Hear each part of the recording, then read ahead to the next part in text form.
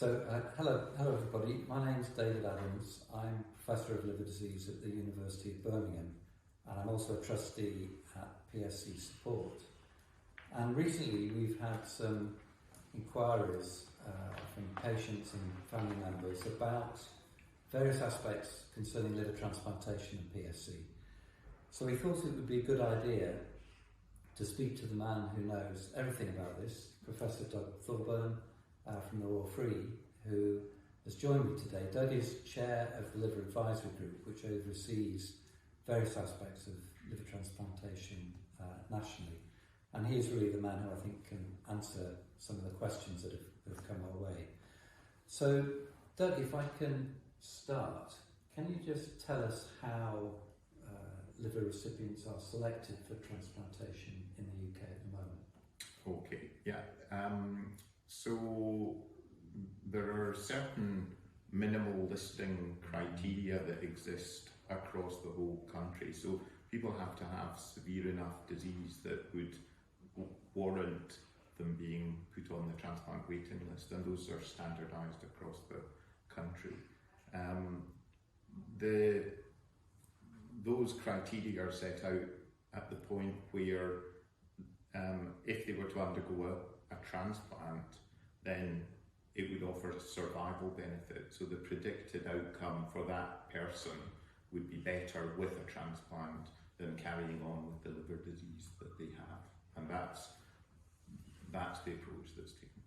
So does that mean that we no longer consider transplanting people for symptoms alone? It's all based on their predicted survival?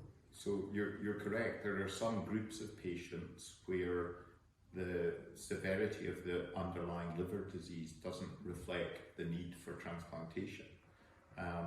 So an example of that would be some patients with primary liver cancer, where the liver disease is not bad, but the cancer is the indication for transplantation. The other big group, as you refer to, are those patients with quality of life issues who may have things like cystic disease of the liver that's causing symptoms, or liver disease like PSC where they have itch or recurrent infections.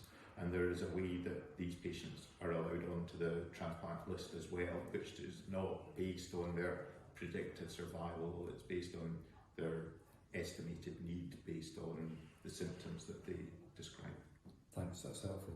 And can you tell us what's the National Liver Offering Scheme and how does that work, and how do we make sure that no patients are disadvantaged through this scheme? Okay, so the National Liver Offering Scheme was a scheme that was introduced in the UK in March of 2018. It's probably worthwhile reflecting on what the system was before that, which was that each centre held their own waiting list, and the liver donors that became available were offered to individual centres based on geography. So you could have, the net effect of that was that you could have patients with the same liver disease and the same liver disease, severity of liver disease in different parts of the country with different levels of priority within the waiting list within the individual centres. So there's a very significant element of how the organs were distributed around the country and how they were used within individual centres, which led to inequity and lack of transparency in the way that the organs were used. So in 2018, after about 10 years of development work with wide consultation and stakeholder engagement, the National Liver Offering System was introduced, and that was introduced to try and increase the level of transparency and equity within the system by having a single national waiting list. So that was the first step of it, and then the second step of it was in terms of how patients were prioritised on that waiting list, and that was quite innovative at the time, where patients were prioritised on the basis of the predicted benefit that they would accrue in having a transplant undertaken. Now, there are some organs and some patients that would be outside the main element of NLOST, where the transplant benefit score was not used. So the likes of the patients you described with quality of life issues. But the majority of patients are within a single waiting list and can see the level of it's visible and transparent what level of priority individual patients have, and it's addressed the geographical inequity that existed prior to that. Well, that's really helpful. And I guess when we talk about patients with primary sclerosing cholangitis, there's a common idea that because of the nature of the disease that these patients are disadvantaged on the waiting list, that somehow the parameters that you use to put people on the waiting list disadvantage patients with PSC. Can you tell us if this really is the case, or if we can reassure PSC patients that they get a fair crack of the whip? So one of an element of the previous question that I didn't address was the issue of how was the scheme monitored, and since its inception there's been a monitoring committee that was established that would review the data that was generated from the scheme on a 4 or 6 monthly basis. Now there's a thing called the UK Transplant Registry, and all centres and all patients that are registered for transplant have their data collected nationally. So data is available on every single patient that's been registered for any organ transplant, but in particular here for a liver transplant. And the outcomes of patients that have been registered were monitored through this monitoring committee on a 4 and 6 month basis. And if that group was established by the medical director of NHS Blood and Transplant, and if they had any concerns about how the scheme was performing, and if there was any obvious evidence of inequity, then they would raise their concerns. So there has, throughout the last 5 years, been a mechanism baked into the system to allow it to be reviewed. In terms of the issue of primary sclerosing cholangitis, I think I've talked a little bit about the principle of transplant benefit, but the way that the scheme was developed was to try and maximise the overall survival of the population of patients that were on the transplant waiting list, and that through delivering transplant to that group of patients. So the way that the TBS is calculated, the same weight is put on a year on the waiting list as a year after transplantation. So it was never developed to equalise waiting times, or it was purely to try and maximise the patient's survival. And when we reached the 5-year landmark, there was a review of all the patients that had been registered since the scheme was introduced, and their outcomes, and particularly looking at etiology and the cause of liver disease and the age bands of the patients in the waiting list. And what that demonstrated was that with reference to PSC, the PSC patients, there was a higher number of PSC patients that had been transplanted than the average for the other etiologies, the other causes of liver disease. And the mortality rate for patients with primary sclerosing cholangitis was around 5%, as opposed to an overall mortality in the whole waiting list population of 10%. So there isn't, we haven't within that monitored the amount of time the PSC patients have been waiting, because the scheme wasn't intended to achieve equity in waiting times, because that would have influenced the survival outcomes. So, but we do know that the outcomes for PSC are at least as favourable as the other causes of liver disease that have led to patients being added on the transplant waiting list. So that's very reassuring, isn't it? Does that really good survival and outcome, is that affected by something else which worries our patients, and that is the risk of the disease recurring? Is that something you've been able to look at? We've not specifically looked at that since NLOS was introduced. There's been a lot published on PSC recurrence, and it's a real phenomenon, it's a real concern. And we know that in those patients where PSC recurs, it has an adverse effect on patient outcomes and graft outcomes. But that hasn't been something that we've particularly looked at in terms of the impact on NLOS. Certainly when the scheme was introduced, and it's always considered that the outcomes of patients transplanted for PSC are amongst the best, even despite recurrence, and a lot of that is probably as a consequence of the otherwise excellent health and fitness of the younger patients with PSC compared to the other patients who are on the waiting list, who are generally older and probably have more comorbidities as well. Good, well that's all very reassuring. One of the other questions we get asked is about the type of liver transplant patients might receive. So can you tell us a little bit about what is meant by DBD and DCD livers, and are you disadvantaged if you have one over the other, and how are patients selected to have DBD or DCD livers? So so you're correct, there's two categories of donors, DBD, which are brain death donors, where the donor in the intensive care unit has had brainstem death testing performed, and generally they're considered deceased, and donation occurs without any interruption to the flow of oxygen or blood to the liver.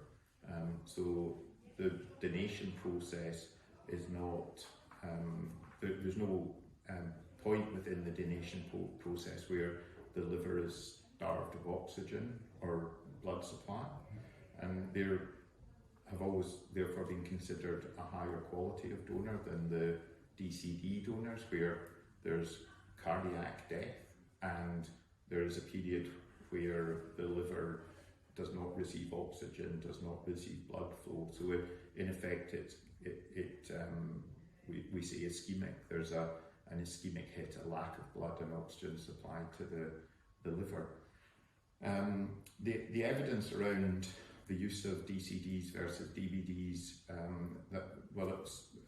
the best evidence originates from here, from a paper from Birmingham, where the outcomes of PSC patients transplanted with DBD and DCD donor organs were compared and found to be equivalent. So I think because DCD organs have this period of ischemia, they do have a higher rate of bile duct problems after transplant, and in some centres historically choices were made not to use these organs for patients with PSC. But I think the evidence that was produced from Birmingham has made centres reconsider that, and many centres have always used these organs. There's also been an evolution in practice around DCD organs, where with the use of a thing called normothermic regional perfusion, where an artificial circuit to oxygenate and pass blood through the liver during the donation process maintains the quality of the donated liver. In fact, the quality of DCD organs are improving when NRP is undertaken, and also I think the experience of clinicians and surgeons in particular in selecting which DCD organs are usable is improving, and with the access to new technologies like machine perfusion, warm and cold perfusion, there's ways of testing the livers for viability to see if they're working and doing all the things that they're supposed to do. So actually the quality of the DCD organs in some ways is improving, and we might anticipate that the outcomes, which are based on the national data, are equivalent to DBD, outcomes will further improve. So I don't think there is a need to fear if a DCD is used, and that's where it comes down to the expertise at the local centre, etc. Good. Again, that's very reassuring, I think, for our patients, isn't it? That whichever type of transplant they get, they'll have very good outcomes at the end of the day. So, with all these developments, what are the numbers of liver transplants that are being done at the moment, and how many of those are PSC? So, roughly now, there's about 850 to 900 transplants undertaken per year. PSC accounts for around 11 to 12% of them, and it's been fairly steady at that. The numbers of liver transplants that have been undertaken in the UK have it's been a great success story in the 10 years or so prior to COVID, where we saw a very significant, almost 50% increase in the number of donors and transplants that were undertaken. But probably just in advance of COVID, we started to see the numbers falling. We reached at one point, 17, 18, there were over 1,100 transplants that were performed that year. So we saw a slight decrease and then a very dramatic reduction by about 20+% in the number of transplants in the first year of COVID, and it's taken a while to recover. So we still haven't got back to the levels of transplant that we saw prior to COVID, and as a consequence there hasn't been a reduction in the need in the population, and with a reduced number of donors and transplants, the net effect has been an increase in the waiting list, which has been quite substantial. So approximately a 50% increase in the adult waiting list in the last 3 years or so since COVID. And waiting times have also increased considerably as well. So the average waiting time for people in each of the blood groups has almost doubled, apart from one of the rare blood groups, AB. So when we talk about access to transplantation, it's not just PSC patients who are struggling to get access to transplantation. There really is quite a challenge currently with a very large waiting list, a reduction in the number of transplants and an increase in waiting time. So in some ways, PSC patients are disadvantaged, but so are all patients on the waiting list in comparison to where we were 3 or 4 years ago. And are there any things, particularly any new approaches that you can take to maintain people on the waiting list while they're waiting for their transplant?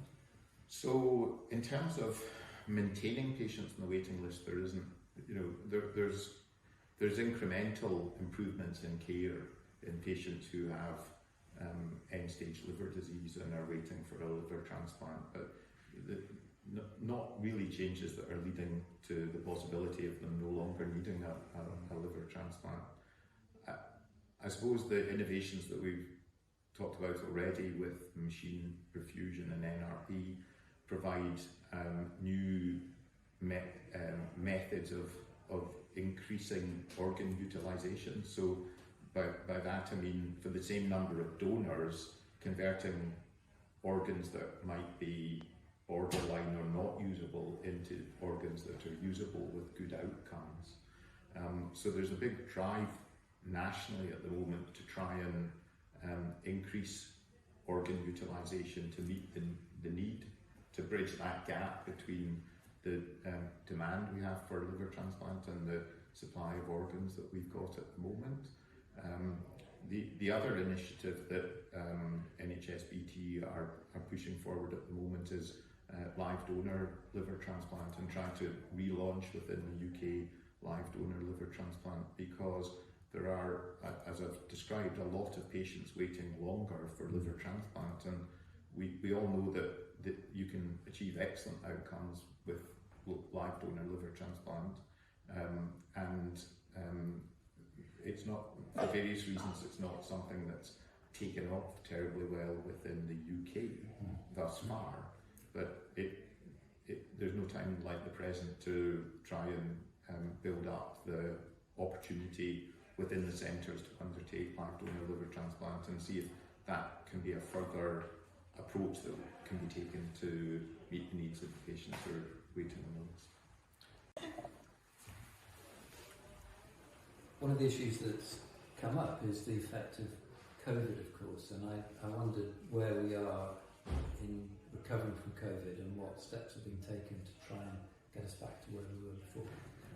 So the transplant is entirely reliant on the availability of donors that are identified within the intensive care units. And the intensive care units of, particularly the adult intensive care units, have had a very traumatic and difficult experience through the pandemic.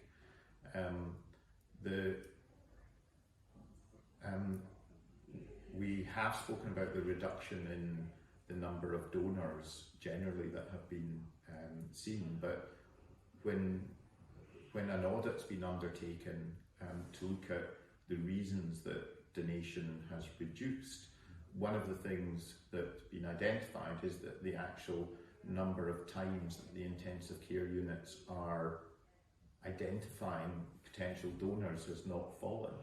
So the culture of trying to identify donors remains within the intensive care unit. But the two areas that there has been drop off in the donor pathway compared to prior to COVID. The first is in brainstem death testing, and there's been a couple of high-profile cases where brainstem death testing in intensive care created quite a lot of controversy, and I think as a consequence there's been some uncertainty amongst the intensive care community about undertaking brainstem death testing, and that might in part account for why in the recovery that we've seen after COVID, there hasn't been as great a recovery in DVD donation as we've seen in DCD donation. So that maybe some of the DCDs that we're seeing may have in the past been DVDs, but they haven't undergone brainstem death testing. The other point that there's been a drop off has been in consent rate from families, and that's obviously a very delicate issue, but it's taken many years to build up the level of consent that have been achieved. I'm pleased to say recently the consent rates have actually been very high, almost the highest they've been. Everyone's hoping that has been a temporary phenomenon and things are improving now. So I think that it's just to say that within NHSBT a lot of work is taking place to try and get underneath the understanding of why donation has reduced. I think there are also probably elements of why around how end-of-life care is managed in the aftermath of COVID, and maybe more people are dying at home, for example, and so there's a range of factors, but it's certainly the data suggests that the numbers are recovering, but fundamentally we need a culture in the community where people think donation is a worthwhile thing to do, where people join the donor register and discuss it with their families and promote organ donation. And it's through doing that we should be able to increase access overall. Good, thank you. Thank you very much. I think that's been extremely helpful. I'm sure our patients and our families will find that reassuring. The fact that PSC patients have very good outcomes from liver transplantation, and that this revolution in technology to maintain and preserve donor organs is helping to expand the number of organs on the waiting list, despite the fact that we clearly haven't recovered from the issues of COVID. So, Professor Thorburn, thank you very much indeed. Pleasure.